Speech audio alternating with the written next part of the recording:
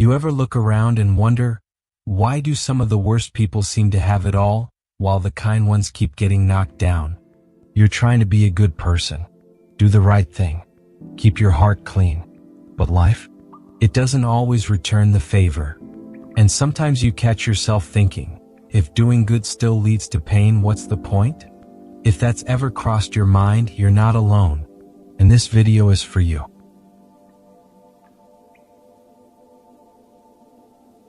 Why do bad things always seem to happen to good people? I believe that, at some point in life, you've asked yourself that very question. When you lose a job even though you gave it your all. When someone you love walks away even though you did nothing wrong. When it feels like the whole world is against you, just because you chose to live with kindness. Why me? What did I do to deserve this? Is being a good person somehow a mistake? I know how that feels. I've been there too. We grow up believing that if we're good, if we do the right thing, if we love others, then life will be gentle with us. But life often teaches a different lesson. Sometimes it's the kindest souls who carry the heaviest pain. Today I want to share with you a truth, one that the Buddha taught over 2,500 years ago. A truth that, once you understand it, can help heal your heart and change the way you experience suffering. So take a breath. Sit with me for a moment, because what you're about to hear might just be the release your mind has been quietly aching for.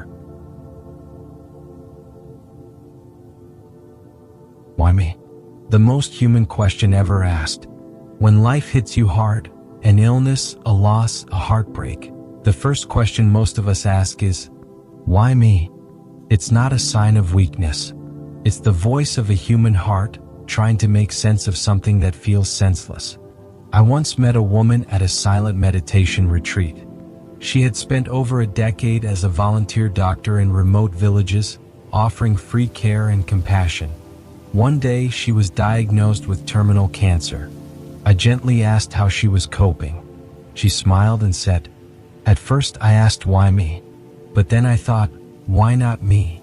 That moment stuck with me, because sometimes asking why me is our mind's way of clinging to the idea of a fair world, one where good people get good things.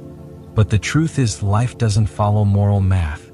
And when we stop chasing answers for our suffering and start asking what we can learn from it, that's where growth begins. So keep the question, why me? But don't stop there. Let it lead you to the deeper one. What is this here to teach me? And that brings us to the next truth. Life is not within our control.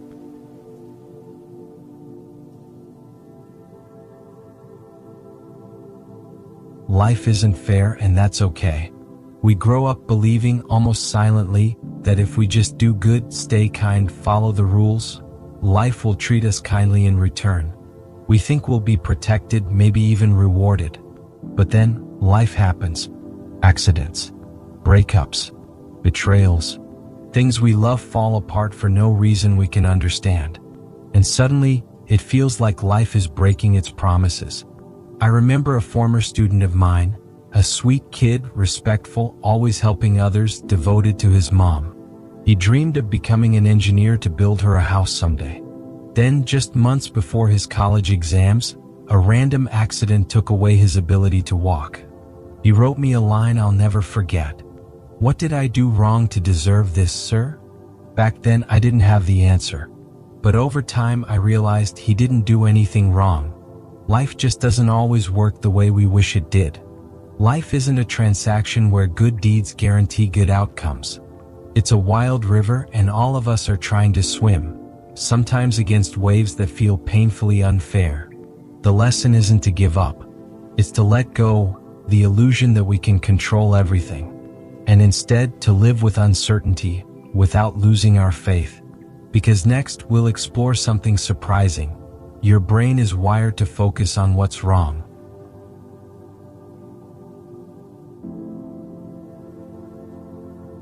The negative bias, why we only remember the pain.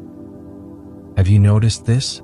One tiny insult can ruin your whole week, but a dozen compliments? They barely stick. It's not because you're weak, it's because your brain is wired to remember pain. Back in ancient times, our ancestors survived by scanning for danger, wild animals, storms, sickness. If they ignored just one negative sign, they might not survive. So over thousands of years, the human brain evolved to prioritize what's wrong over what's right. Today, even without tigers chasing us, our minds still cling to the painful stuff. A mistake, a loss, a breakup. These things loop in our thoughts over and over like a song we can't turn off. I had a friend once, highly accomplished, deeply intelligent. But each time he stumbled even a little, he'd fall into self-blame.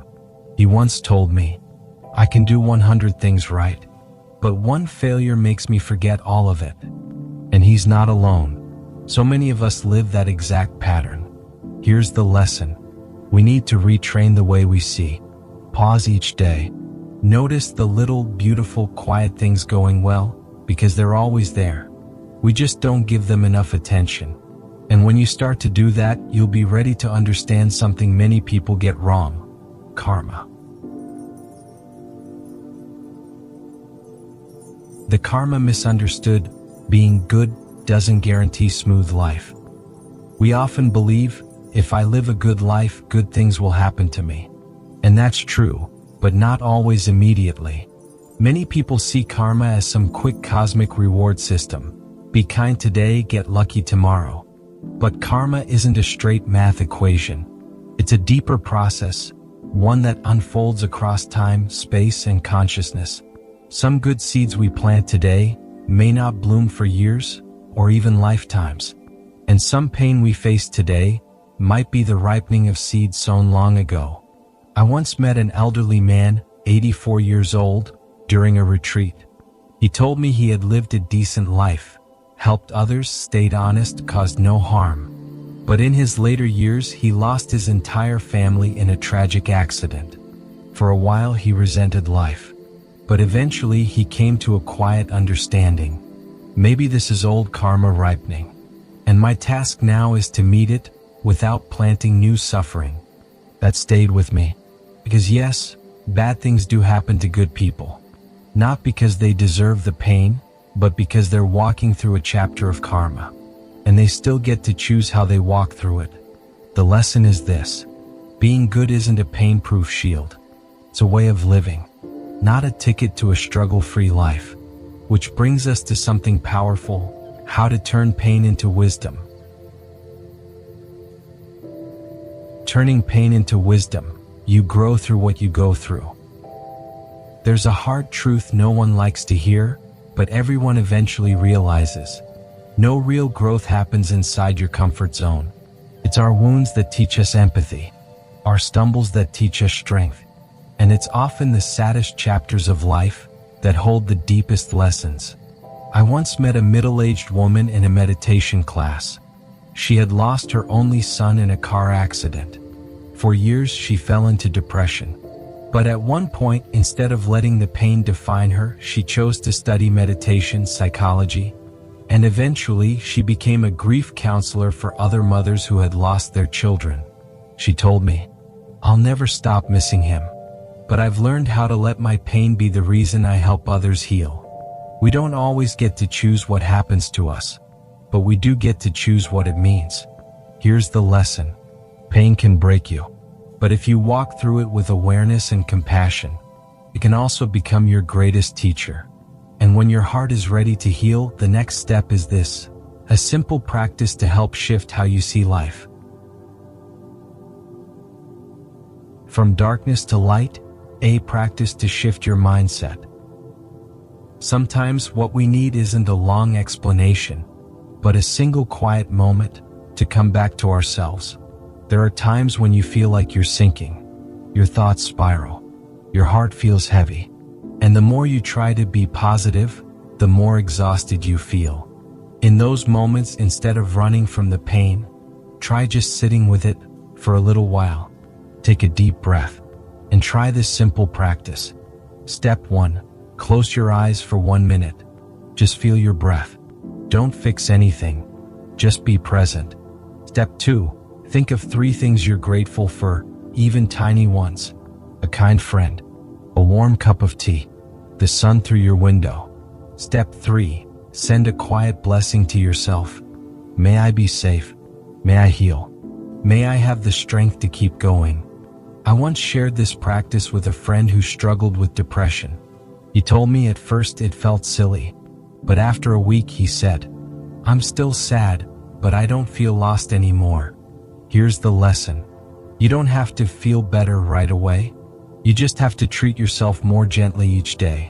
And sometimes that's enough to walk from darkness into light. Because in the end, it's not about whether life is fair or unfair. It's about how you choose to see it.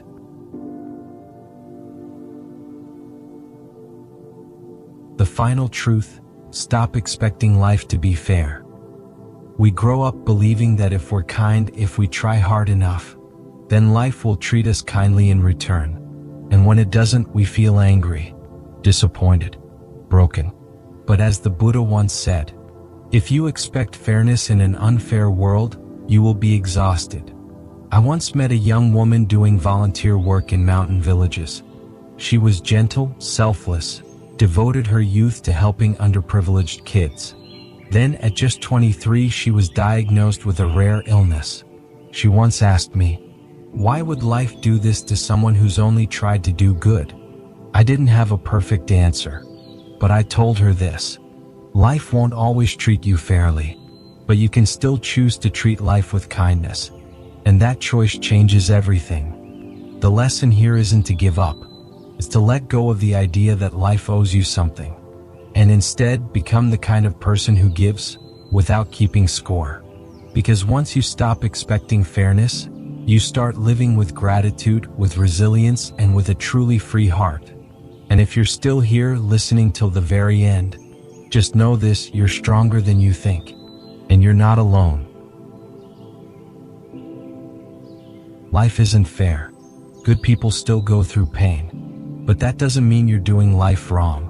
It just means you're human, living in a complex world, and learning how to rise one crack at a time. Together, we've explored 7 deep truths, from why me, to karma, to healing through pain and letting go of control. Each truth is a mirror. And if you've stayed with me this far, that means you're ready. You're growing. Remember this: you don't have to be perfect. You just have to be real and gentle enough with yourself to keep going. If this video touched something in you, backhand index pointing right, share it with someone who might need a little light right now. Backhand index pointing right, or drop a comment below. I'm still walking. That one sentence might mean the world to someone else out there. Thank you for being here. And thank you for giving yourself this moment of care.